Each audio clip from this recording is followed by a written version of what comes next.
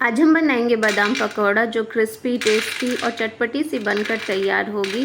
बाज़ार में, मार्केट में जनरली ये टेस्टी के नाम से मिलती है। इसे हम घर पे ही बनाएंगे और ये बहुत ही क्रिस्पी और टेस्टी बनकर तैयार होगी और इसको 4 महीने तक स्टोर करके आराम से हम खा सकते हैं। इसमें कोई भी बेकिंग सोडा या चावल का आटे का हम इस्तेमाल नहीं करेंगे। ये बनाने के तरीके से ही क्रिस्पी बनकर तैयार होती है।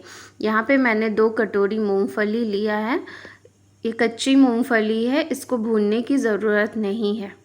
एक बार चेक करके देख लेंगे कि इसमें कोई गंदगी तो नहीं है। यहाँ पे हमने मूंगफली को नाप के लिया है, इसके अकॉर्डिंग ही हम नाप के आगे भी सामान लेंगे। यहाँ पे नापने के लिए नॉर्मल घर की कोई भी कटोरी का हम इस्तेमाल कर सकते हैं। 1 कटोरी बेसन ले लेंगे, ये सिर्फ बेसन है और कुछ भी नहीं।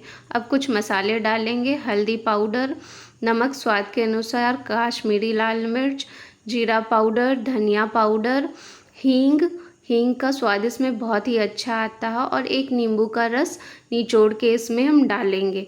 यहाँ पे हमने जिस कटोरी से मूंगफली लिया था उसी कटोरी से हम 1 कटोरी बेसन लेंगे। यानी हमने 2 कटोरी मूंगफली लिया था तो उसका हाफ 1 कटोरी बेसन का इस्तेमाल करेंगे। अब यहाँ पे हम थोड़ा थोड़ा पानी डाल के इसका अच्छा गाढ़ा घोल तैयार करेंगे। यहाँ पे बेसन हमारा गाढ़ा है तो थोड़ा और पानी डालेंगे। एक बार में बिल्कुल पानी नहीं डालेंगे, बहुत ध्यान से पानी का इस्तेमाल करेंगे। इसको हम अच्छे से कर लेंगे मिक्स। ये देखिए हमारा गाढ़ा सा घोल बनकर तैयार हो गया। थोड़ा सा 2 चम्मच और यहाँ पे पानी डालेंगे और इसको हम अच्छे से मिक्स कर देंगे। जैसे हम पकोड़ों के लिए घोल बनाते हैं ना, उससे थोड़ा सा गाढ़ा ये घोल होना चाहिए। ये देखिए इस तरीके से ये गाढ़ा घोल हम बनाकर तैयार करेंगे। चम्मच पे इस तरीके से रख रहे हैं ना, तो ये कोटिंग हो रही है चम्मच पे, बस ऐसा ही घोल हमको चाहिए। यहाँ पे मैंने उसी कटोरी से पानी लिया था, लगभग हाफ कटोरी पानी का इस्तेमाल यहाँ पे हमने किया है। अब हम अपने बादाम को यहाँ पे डाल देंगे और इसको अच्छे से मिक्स कर देंगे ताकि हर एक बादाम जो है हमारा बेसन से अच्छे से कोट हो जाए।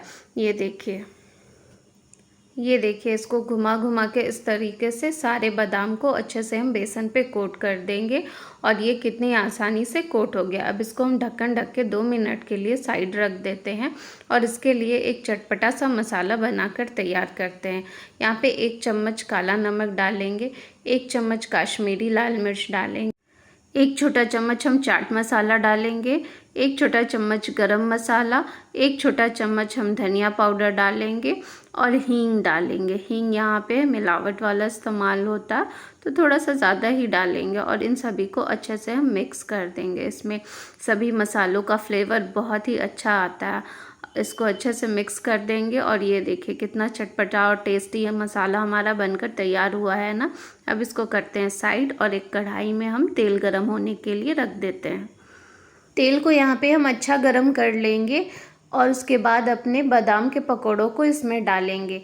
अब क्या करेंगे कि एक कलछी लेंगे और उसके पीछे वाले भाग से इस तरीके से इसको चला देंगे। इसको इस तरीके से चलाने से होगा ये कि सारे बादाम के पकौड़े अलग अलग हो जाएंगे। सारे बादाम जो है बिल्कुल अलग अलग हो जाएगा। इसको हम तलते समय ध्यान रखेंगे कि तेल हमारा अच्छा गर्म हो जब हम इसमें अपने बादाम को डालें और फिर हम फ्लेम को बिल्कुल लो टू मीडियम कर देंगे और उसको धीमी आंच पे ही अच्छे से सिकने देंगे।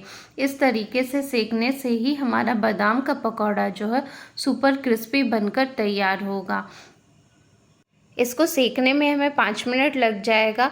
ये बिल्कुल धीमी धीमी आंच पर सिक कर तैयार होगा।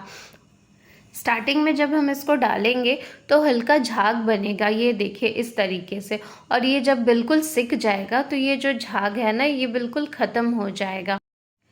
ये देखिए ये बिल्कुल अच्छे से सिक कर तैयार हो गया है और अब हम इसको निकाल लेते हैं। इसका कलर भी कितना अच्छा आया है ना। अब इसको हम एक झारे की मदद से निकाल लेते हैं ताकि जो एक्सेसिव ऑयल है वो निकल जाए।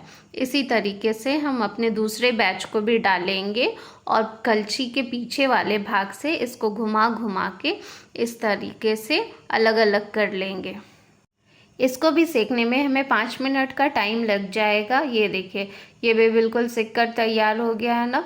यहाँ पे जो हमने मूंगफली इस्तेमाल किया था वो बिल्कुल कच्ची है, पहले से कोई भी मूंगफली भूनने की ज़रूरत नहीं थी। ये धीरे धीरे पक के ही बिल्कुल सुपर क्रिस्पी और टेस्टी बनकर तैयार होगा। अब हम इसको एक झारे में निकाल लेते हैं ताकि इसका एक्सेसिव ऑयल जो है वो निकल जाए, और ये जो छोटे छोटे पार्टिकल्स हैं ना तेल में, उसको भी हम निकाल लेते हैं। अब हम एक बर्तन लेंगे, इसमें हम अपने पकौड़ों को डाल देंगे और गर्मा गर्म में ही हमने जो मसाला बना के रखा था ना, वो इसमें हम 2 चम्मच के लगभग में डाल देंगे और इसको अच्छे से मिक्स करेंगे।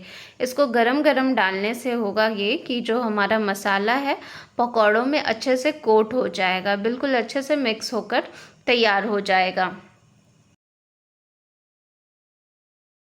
इसी तरीके से जो हमने दूसरे बैच को छाना था ना, वो भी इसमें डालेंगे और 2 चम्मच मसाले को डाल के और इसको अच्छे से हम मिक्स कर देंगे, और हमारा चटपटा सा बादाम का पकौड़ा बनकर तैयार हो गया।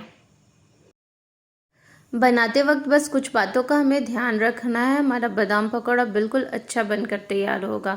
जितना हम बादाम लेंगे उसका आधी क्वांटिटी में बेसन लेंगे, और जब हम इसको छानेंगे तो तेल अच्छा गर्म हो, और जब हम बादाम के पकौड़ों को उसमें डालेंगे तो फ्लेम को लो टू मीडियम कर देंगे। इससे हमारा बादाम का पकौड़ा बिल्कुल क्रिस्पी करारा बनकर तैयार होगा। और ये जब बिल्कुल ठंडा हो जाए तभी आप इसको कंटेनर में स्टोर करें।